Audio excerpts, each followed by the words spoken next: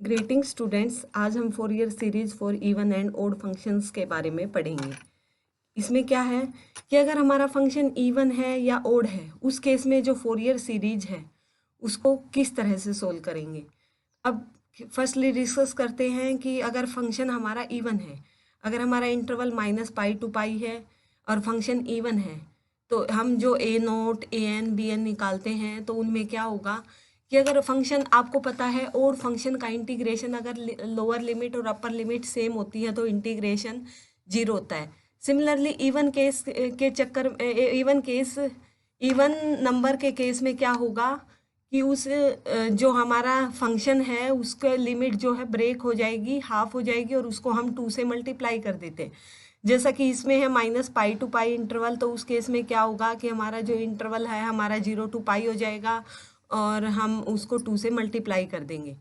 Firstly अगर a0 निकालेंगे, a0 अगर फंक्शन इवन है ओड है उस केस में आप डायरेक्ट भी कर सकते हो क्योंकि सिंपल एक फंक्शन होगा। लेकिन जैसे ही fx cos nx आता है तो आपके लिए इजी हो जाएगा कि फंक्शन देखो अब cos nx भी इवन फंक्शन है, fx भी इवन फंक्शन है, तो उस केस में क्या होगा हमारा वही इंटरवल ब्रेक हो जाएगा, 0 to π कर लेंगे और इसको 2 से मल्टीप्लाई कर लेंगे। उसके बाद क्या है bn हमारा हो जाएगा 1/π -π to π fx sin nx dx। bn में हमारा क्या है कि sin nx क्योंकि ओड फंक्शन है और fx इवन फंक्शन है, इवन एंड ओड की मल्टीप्लाई करते हैं तो हम ओड फंक्शन होता है, ओड फंक्शन का इंटीग्रेशन क्या हो जाएगा 0 हो जाएगा। तो हम अगर फंक्शन को चेक कर लेंगे, अगर इवन फंक्शन है तो उस केस में हमें bn निकालने की ही ज़रूरत नहीं पड़ेगी, हम डायरेक्ट उसको 0 पुट कर देंगे। लेकिन जो a0 है an है वो आपको निकालना पड़ेगा। तो इस केस में हमारे क्या है, तो हम क्या कह सकते हैं कि Fourier series corresponding to even function in -π to π consist of terms of cosine only. Cosines की टर्म ही कंटेन करता है, क्यों? क्योंकि साइन nx वाला जो कोफिशिएंट bn जो कोफिशिएंट है फोरियर कोफिशिएंट वो तो 0 हो गया है, हमारा 0 हो गया तो वो टर्म हमारी 0 हो जाएगी। तो हमारा फोरियर सीरीज क्या बचेगा, fx is equal to half of a0 plus summation an cos nx। ठीक है, जहाँ पे an for n greater than 0 क्या है, यही होगा हमारा 2/π integration 0 to π fx cos nx dx। Similarly अगर हमारा फंक्शन ओड है, अगर फंक्शन ओड है तो उस केस में क्या होगा, और इंटरवल हमारा वही -π to π है, क्योंकि साइन nx भी ओड फंक्शन होता है तो ओड इंटू ओड हमारा इवन हो जाएगा। तो इस केस में हमारा a0 और an दोनों ही 0 होंगे, क्यों? क्योंकि जो हमारा a0 है, a0 में इंटीग्रेशन डायरेक्ट fx का होता है और fx अगर ओड है तो उसका इंटीग्रेशन अगर लिमिट सेम होती है अपर और लोअर तो उस केस में इंटीग्रेशन 0 हो जाता है। माइनस का डिफरेंस है लेकिन लिमिट सेम है तो उस केस में 0 होता है। लेकिन अगर an है, an की बात करें, an में क्या होगा cos nx, क्योंकि इवन फंक्शन है और fx ओड फंक्शन है तो इसका इंटीग्रेशन भी 0 हो जाएगा। जैसे केस 1 में हमारा bn का इंटीग्रेशन 0 हुआ था, तो bn का इंटीग्रेशन यहाँ पे सेम ऐसे ही होगा, bn is equal to 1/π integration -π to π fx sin nx dx। तो इसको वही लिमिट हम ब्रेक कर लेंगे और 2 से मल्टीप्लाई कर लेंगे, तो ये हमारा हो जाएगा 2/π integration 0 to π fx sin nx dx for n equal to 1 2 3 and so on. तो यहाँ पे Fourier series corresponding to odd function in -π to π interval हम क्या कह सकते हैं, consist of terms of sine only. तो ये हमारी केवल साइन x की टर्म ही कंटेन करेगा, कोसाइन वाले जो कोफिशिएंट है क्योंकि वो 0 हो गए हैं तो इसलिए उसमें कोस x की कोई टर्म नहीं होगी। तो fx हमारा क्या हो जाएगा इस केस में, a0 और an 0 होने की वजह से हमारी पहली 2 टर्म 0 हो गई, तो एक ही टर्म बचेगी इसमें summation n 1 to ∞ bn sin nx, जहाँ पे bn हमारा वही रहेगा, bn is equal to 2/π integration 0 to π fx sin nx dx। तो ये हमारी साइन सीरीज कहलाएगी। उसके बाद है हमारा Dirichlet conditions for Fourier expansion. तो इसके लिए कुछ कंडीशंस दी हुई हैं कि एक फंक्शन है उसको डेवलप किया जा सकता है फोरियर सीरीज के फॉर्म में, जहाँ पे a0 an bn कांस्टेंट है। उसके लिए क्या क्या कंडीशन है, fx is periodic single valued and finite, कि जो वो हमारा फंक्शन है वो पीरियोडिक होना चाहिए, सिंगल वैल्यूड होना चाहिए और फाइनाइट होना चाहिए। fx has finite number of discontinuities in one period, और एक पीरियड के अंदर फाइनाइट डिसकंटिन्यूटी भी हो सकती है उसमें, जैसा कि एक भी हो सकती है डिसकंटिन्यूटी, दो भी हो सकती हैं। उसके बाद है fx has at most a finite number of maxima and minima, और उसके अंदर finite number of maxima and minima होनी चाहिए। अगर ये कंडीशन सारी सेटिस्फाई हो जाती हैं तो उस केस में क्या होगा, फोरियर सीरीज हमारी कन्वर्जेंट होगी, कन्वर्ज करेगी to fx at every point of continuity. लेकिन जब डिसकंटिन्यूटी की बात आएगी, मान लिया एक पॉइंट है, दो पॉइंट है, तो उसको हम कैसे निकालेंगे, but at the point of discontinuity the mean of limits on the left and right is equal to sum of the series. तो उस केस में जो हमारी सीरीज किसके इक्वल होगी, सम हो जाएगा, सॉरी मीन हो जाएगा लेफ्ट एंड राइट लिमिट का।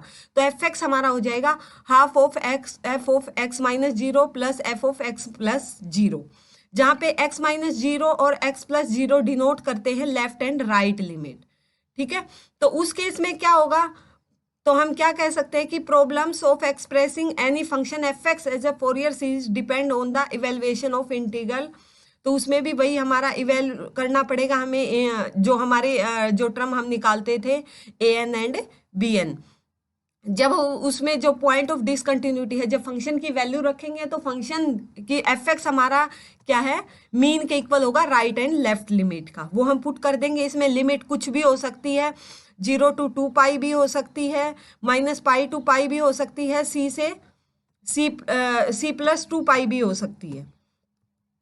नेक्स्ट देखो,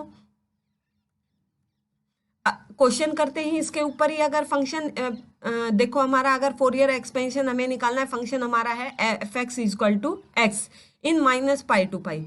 यह अभी हमने पढ़ा क्या, अगर फंक्शन इवन है या ओड है उस केस में कुछ कोफिशिएंट्स 0 हो जाते हैं, तो पहले हम वही चेक करते हैं। देखो अब F x equal to X, as you know that even and odd function को हम कैसे चेक करते हैं, F X F of minus X अगर एफ एक्स की इक्वल है तो फंक्शन इवन होगा, अगर F of minus X equal to minus F X है तो फंक्शन ओड होगा। अब यहाँ पे देखो एफ ऑफ माइनस एक्स करे तो वो क्या होगा, minus x means minus of F x, तो ओड फंक्शन है, ओड फंक्शन है तो हमें पता है उस केस में क्या होगा, ए नोट और ए एन क्या है, 0 हो जाएंगे। ए नोट और ए एन अगर 0 है तो हम डायरेक्ट बी एन निकालेंगे, और ये फोरियर एक्सपेंशन केवल साइन सीरीज को एक्सप्रेस करेगा। बी एन निकालेंगे, सेम वही प्रोसीजर है हमारा, b n equal to pi integration -pi to pi x sine N x d x. तो इसमें भी वही हम या तो डायरेक्ट इंटीग्रेशन जैसे इसने किया है ऐसे कर सकते हैं, या फिर हम ये भी कर सकते हैं कि लिमिट हमारी 0 to पाई हो जाए और हम इंटीग्रेशन को 2 से मल्टीप्लाई कर दें। वही इंटीग्रेशन बाय पार्ट्स होगा क्योंकि 2 टर्म कंटेन कर रहा है, वही first function as it is, second function का इंटीग्रेशन माइनस फर्स्ट फंक्शन का डेरिवेटिव और सेकेंड फंक्शन का इंटीग्रेशन और उसका दोबारा से इंटीग्रेशन करेंगे, लिमिट अप्लाई कर देंगे। तो ये हमारा आ गया 1/n² पाई इंटू में minus n x cos N x plus sine N x, limit हमारी वही -पाई टू पाई। जब हम इसमें लिमिट और अप्लाई करेंगे तो ये हमारा आ जाएगा -n pi cos n pi plus sine n pi plus n into -pi into cos -n pi minus sine n into -pi. और ये और सोल्व करेंगे तो हमारा ये आ गया 1/n² पाई इंटू में -2n pi cos n pi plus 2 sine n pi. क्योंकि साइन n पाई क्या है हमारा 0 होता है, तो ये हमारी टर्म बच गई -2/n कोस n पाई, और कोस n पाई क्या होता है -1 की पावर n। क्यों, क्योंकि ये हमारा वही, अगर n ओड है तो हमारा कोस n पाई होगा हमारा -1, और अगर n इवन है तो ये होगा +1, तो वो उसी के हिसाब से ये हो गया -2/n इंटू -1 की पावर n।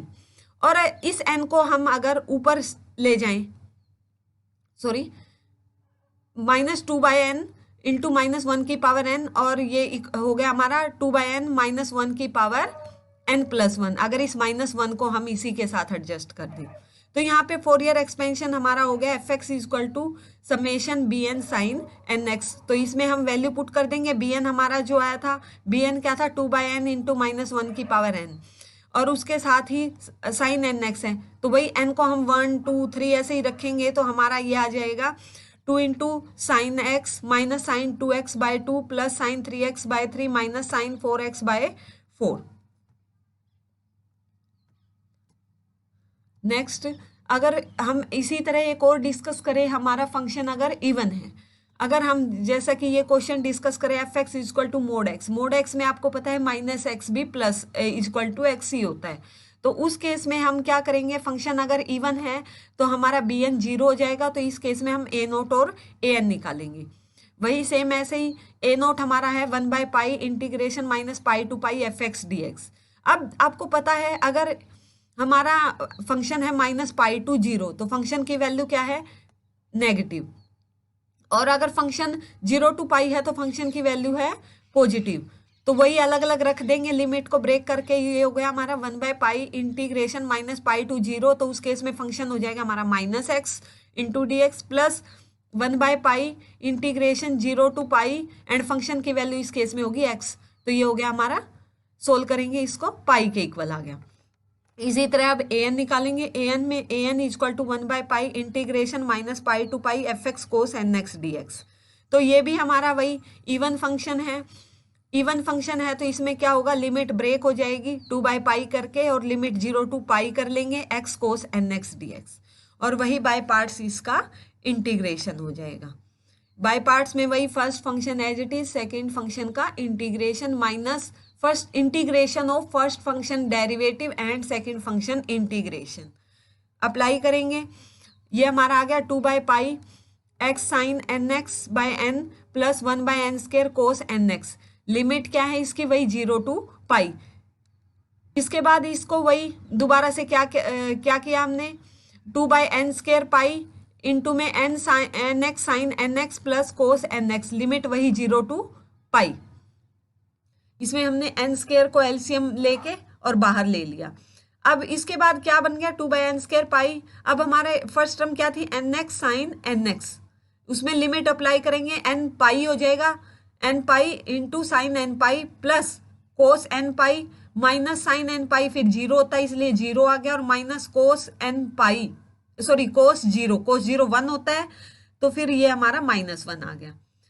ठीक है, अब वही साइन एन पाई 0 होता है, कोस एन पाई -1 की पावर n होता है, तो वही -1 की पावर n -1 बच गया ये हमारा। तो अब इसमें वही अगर n इवन है ओड है तो उस केस को डिस्कस करेंगे, क्यों, क्योंकि अगर n इवन है, इवन के केस में ये क्या है, +1 हो जाएगा और 1 - 1 0 हो जाएगा।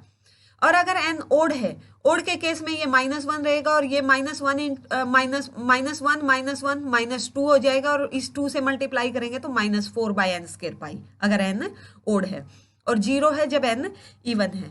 तो इस केस में फोरियर सीरीज हमारी वही होगी a0/2 plus summation an cos N X, वही रख देंगे वैल्यू a0/2 की, a0/2 की वैल्यू रख, a0 हमारा पाई आया था, पाई/2 हो गया, -pi into cos x by 1 square plus cos 3x by 3 square plus cos 5x by 5 square. उसके बाद क्योंकि इसने प्रूव करने को बोला था कि हमें प्रूव करना है कि 1/1 square plus 1/3 square plus 1/5 square and so on equal to pi square by 8, तो उसके लिए हम क्या करेंगे, इसमें x को 0 पुट कर देंगे। जैसे ही हम x को 0 पुट करेंगे हमारा आंसर आ जाएगा। अगर ये हमें ऐसा नहीं कहता और डायरेक्ट ये पूछता है कि हमें फोरियर सीरीज निकालनी है, तो हम यहाँ तक इसको सोल्व करके छोड़ सकते हैं। नेक्स्ट टॉपिक है हमारा Fourier expansion for a function having point of discontinuity. अब हमारा जो आइलर फॉर्मूला था उसमें हम जो a0 an bn निकाल रहे थे, उसमें हमने अज्यूम किया था कि फंक्शन हमारा कंटिन्यूअस होना चाहिए। समटाइम्स अगर फंक्शन में फाइनाइट डिसकंटिन्यूटी आ जाए तो उस केस में हम क्या करेंगे, उस केस में भी हम इस फंक्शन को फोरियर एक्सपेंशन के फॉर्म में एक्सप्रेस कर सकते हैं। मान लिया कि हमारा इंटरवल है c से c + 2 पाई और एफ एक्स हमें दिया है एच एक्स, अगर हमारा x वेरी करता है c to a और a to c + 2 pi very करता है तो फंक्शन हमारा gx है। तो हम क्या करेंगे, जो हमारे इंटीग्रेशन की लिमिट होती है c से c + 2 पाई, उसको इसी तरह ब्रेक कर लेंगे, एक c से a अलग ले लेंगे और a से c + 2 पाई अलग ले लेंगे। ठीक है, क्वेश्चन डिस्कस करते हैं इसी के ऊपर।